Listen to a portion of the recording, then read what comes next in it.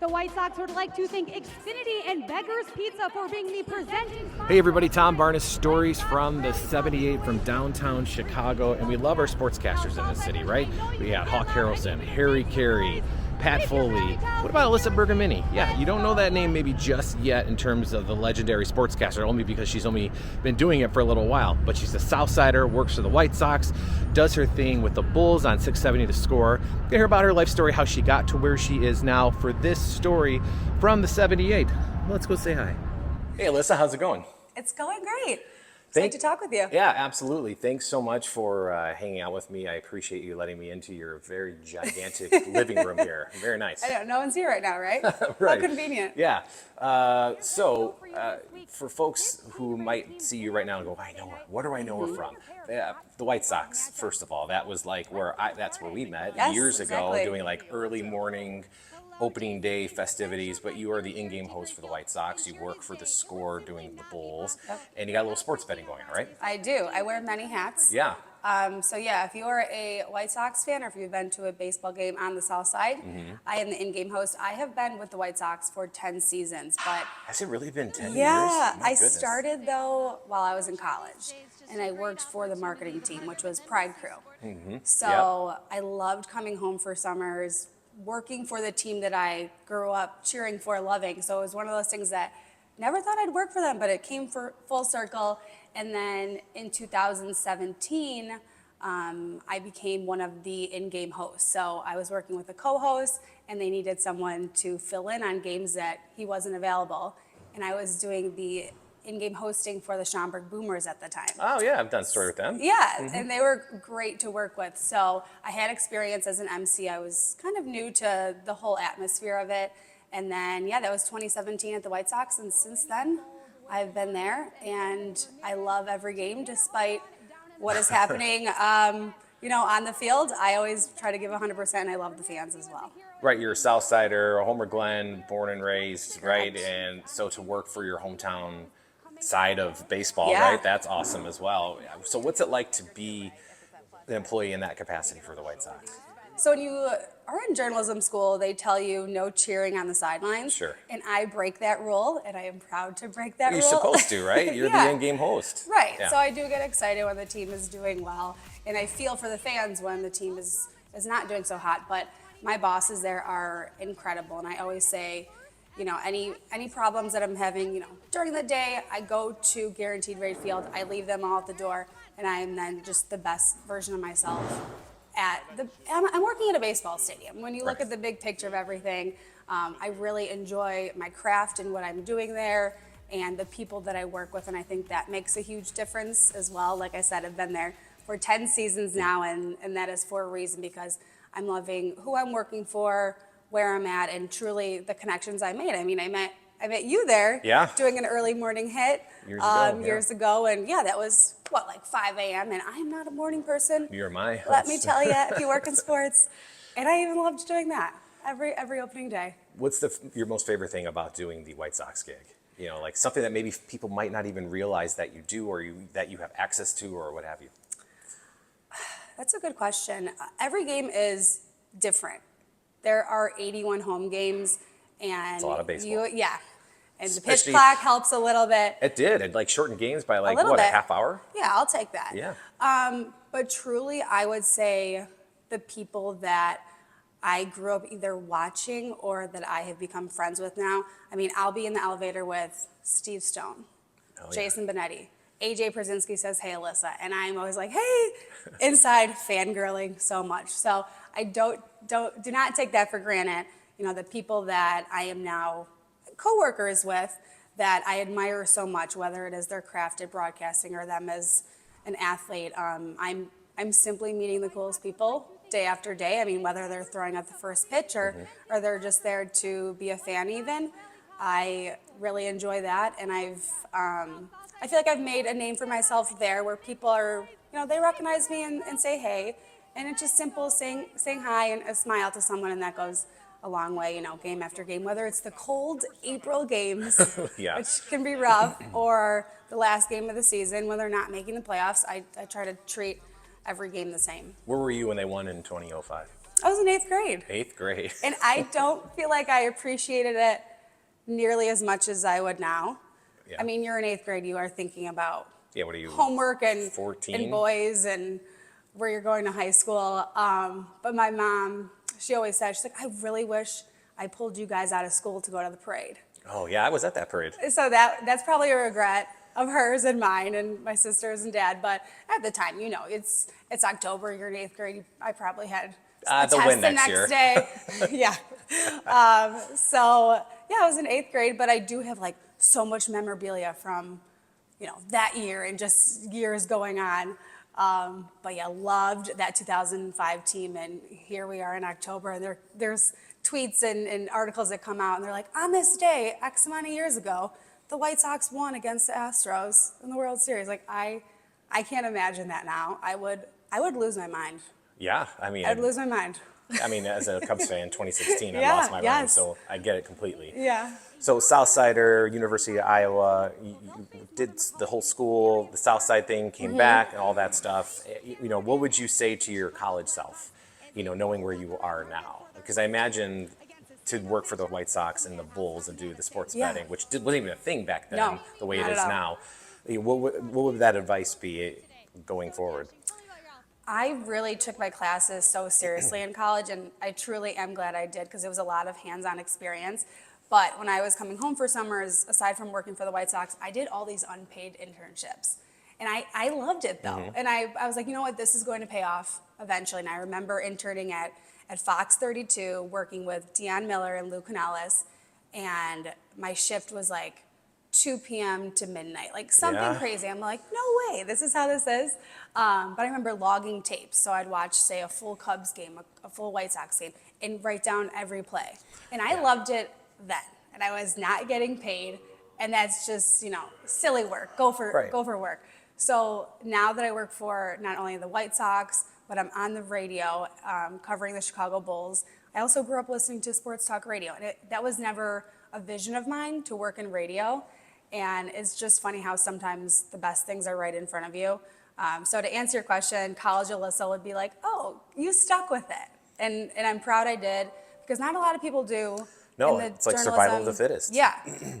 It's definitely a cutthroat industry. You have to have thick skin, as you know, and it's not like glitz and glamour. You're not getting all this money, how some people maybe would think. I wish maybe my college professors explained that a little more. Yeah. When we're telling you any money in college, you're like, that sounds wonderful. Right, and then you're like, wait a minute, but this costs this much, it cost me this much just to get to work. Yeah, so I try to tell college kids when I do talk with them, I'm like, just so you know, it is a sacrifice of, working in this industry. When you start out, terrible hours, not the greatest pay, but it does pay off if you really stick with it and, give it your 100%. And speaking of sticking with it, we mentioned the Bulls and the sports betting. And the Bulls, we just came off the first game of the year. Game number wasn't one. the best showing. They already had a team meeting. Yeah. So what's it like to be on that side of things? So like even with the Sox, you're on the Bulls. You're on the team side of things where you get to see things. Like how much do you have to not say just because it's not appropriate to say it on the air for like the entire city of Chicago to hear, versus what you see, I guess is my question. So I think one of the things about being a reporter and being a journalist is getting the facts out and making sure they're correct. So not, just telling a story of something that Not something you for the hits. heard. Yes. So for my job with the Bulls, I'm doing a pregame hit, I do in-game, and then post-game. And that really is just me hosting. I do interview Bill Wennington, who was a 3-time NBA champion. I mean, the fact that I'm sitting there, I played basketball in 4th grade. That's it. I am talking to an NBA champion and asking him questions, and he's giving the best answers. But I really tried to just stick with the facts, stick to the storylines, but make sure that it is appealing to the audience. I'm always thinking, like, what would I like to listen to? What would I like to listen to that wouldn't make me change the channel? Sure.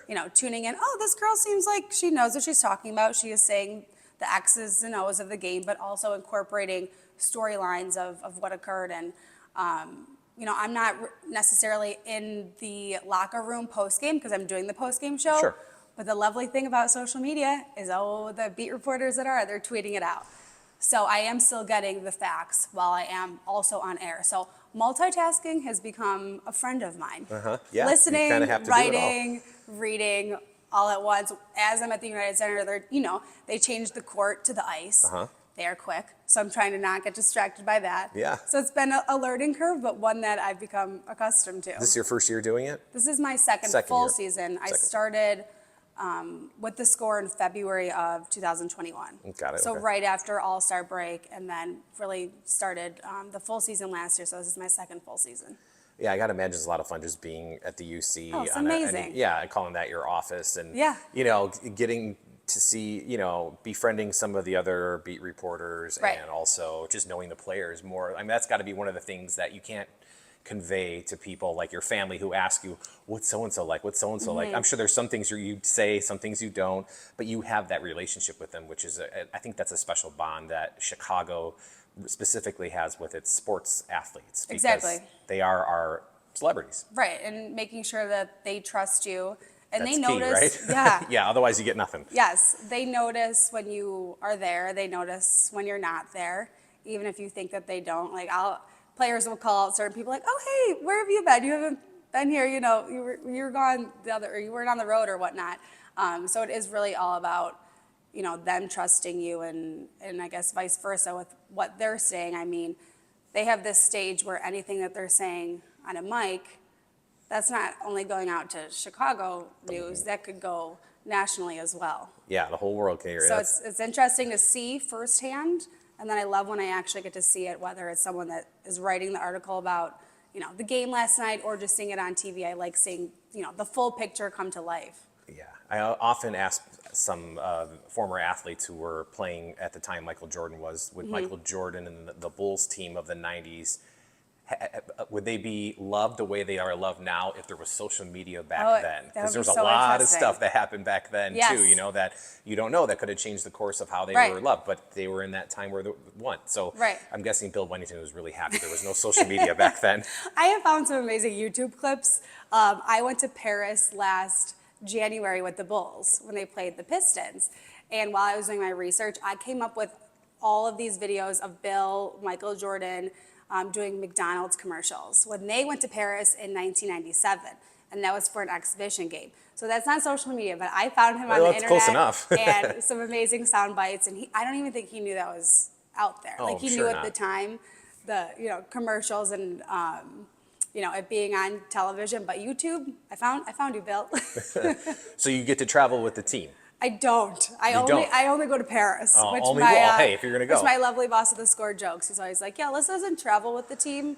She's in the studio unless it's Paris." Well, here's to Paris again soon, right? Yeah, no, I'm in the studio for the away games for the Bulls, and then when they are home, I am at the United Center, which it is quite the atmosphere. I bet. I mean, as a fan when you go, and also when you're there covering the team, when you listen to the intro video, like you get chills every time. Yeah, absolutely. It's the best. It's still the same in a good way. Very it's iconic. still, and it's something to be very proud of as a Chicagoan. Yeah. And during the pandemic, everybody had to kind of shift the way they did things in life. You said that you went from 6 jobs to none. Yeah, it's almost overnight. 6 freelance jobs. Right. And then in that you found sports betting. I did. Talk about that. So to make sure that I was keeping up with everything, I noticed that sports betting was becoming a thing. And during that time, it was not quite legal yet in Illinois, but it quickly became legal. I think it was May 2020. Yeah. So the peak of the pandemic, I would say. So I saw an angle there, and I actually really found it intriguing. It's not something that I was just looking into and I was like, I don't want to do this. I thought it was so interesting because I've never tapped into that before. Yeah. And it was very taboo for the longest time. Right. And now there's a look at casino in the city. Now it's everywhere. Yeah. I mean, if you watch any sporting event, you will see the logo for a sports book, whether it's on the court, on the ice, or at a baseball stadium. Or attached to Wrigley Field. Or that, Yeah. or just a huge It's sports crazy, book. yeah. So it really went from 0 to 100 in terms of it being taboo and not really being anything that anyone was talking about. So during the pandemic, I made sure that I was asking people that have been doing sports betting for a while, professionally, questions. So I taught myself, and then I started tweeting out about it. and people started picking it up, and my bets were hitting, and I put a lot of work into what I'm putting out there. So I'm not just blindly saying, hey, take DeMar DeRozan over 25.5 points. I will tell you why you should be taking that. Sometimes it doesn't work. Sometimes it doesn't work. That's Zach betting. Levine, he needed one more three last night to get my over, but I'm putting in, the storyline behind it. And if everyone was good at it, we would all be rich. Yeah, right? I mean, there's a reason why it's very successful. There's a reason why there's all those buildings in Vegas. Yeah, absolutely. That's what they always say. But yeah, it's a new market that I've tapped into and really gained a lot of traction, especially here in a big city like Chicago, a number 3 market. And I'm really enjoying it. It's a unique way to watch sports. And I always tell, whether it's friends that want to get involved or just, the casual better looking to get into it, I'm like, just take the over or the under. You're just rooting for points. Right. And it's fun. It's a different way to look at it. And it makes the regular season exciting. It makes baseball game 110 exciting, or 32 exciting, game 32, right? Because there's so many games, right? And then it makes the football games really exciting. Oh, yeah. And it creates conversation. Absolutely. Yeah. So, I think it's one of those, whether you're talking about the weather or sports, I think those are the 2 main topics that people, if you're just a stranger, you can talk about. So you've done a lot in the city in a short amount of time. You mentioning you're working for the White Sox while you're in college, which is insane. That's so good for you. Yeah. Like, for the aspiring journalist out there, we mentioned before about not giving up, right? Like that, I would imagine that's probably one of your biggest piece of advice. Yes. And know what you're talking about, right? Yeah, exactly. And I do always tell college students as well, or whether I've talked to my high school a few times. I went to Marist High School in Chicago. I've talked to their... You are a South Sider. I am. I spoke to their broadcast journalism class, I think on 3 different occasions. And they really listen to everything you're saying. Well, because you're one of them. Yeah. And you're on TV, you're on social media, But you're everywhere. and I didn't have those classes in high school. And in college, even more so now, everything is so expanded. But I always tell them, like, you guys are already so ahead of the game if you do want to continue with this. And stick with it if you really do. And my biggest advice is just to always make connections and network. Yeah. I have so many young students coming up to me, hey, how did you get your start? And I'm like, I had internships, and then I met people there. And then my last internship before graduating was NBC Sports Chicago, which back then was Comcast Sportsnet. Yeah. And I remember leaving and being like, I whatever capacity, I want to come back here. So I kept up with, my coworkers at the time during the course of my senior year. And then I ended up getting a job there. And then they asked me to come back and do on air. So it's really about, not only just being a nice, good person, smiling and networking and knowing what you're talking about, which is, of course, key. Yeah, absolutely. And I think just based on your social media platforms and what you say on TV and say on the score, I think people are understanding that for sure. I certainly am. Yeah. It's been a pleasure to see your career from afar, chiming in every opening day and then seeing you at events throughout. It's been a lot of fun. What is something that people don't know about you? Oh, that's a really good question. Yeah, I thought I'd put you on the spot. Why not? Like, you share a lot on social media, which is great. That's what people do. But is there something that, people would, let's say, somebody maybe from grammar school knows about you, but maybe a lot of other people don't, or a bestie of yours, where it's like, oh yeah, she only likes, chai lattes or whatever. I don't know. I don't know if this is interesting, but during the course of all doing this broadcasting stuff, there was a moment where I did have to kind of fill the void if I wasn't necessarily content with the job I was doing at the time.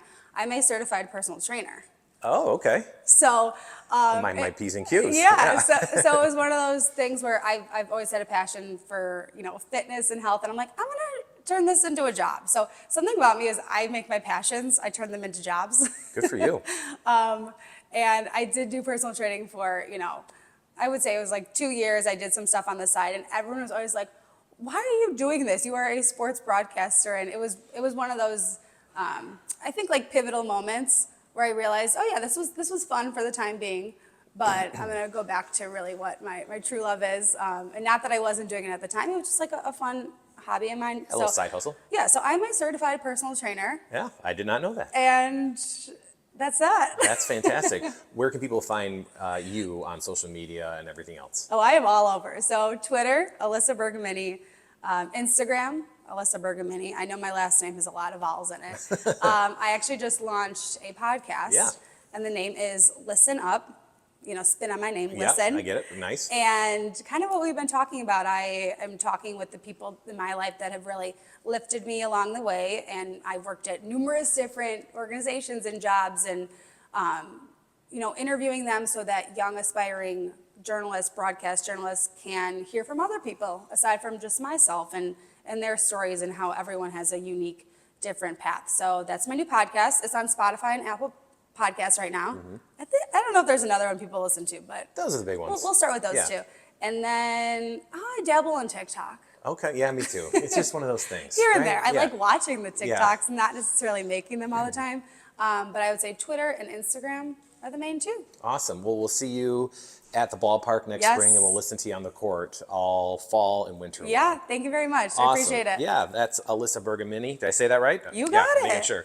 I'm Tom Barnes. Storiesfromthe78.com is the website, or tombarneschicago@gmail.com. Thanks a lot. I Thank appreciate you. it. Yeah. Of course.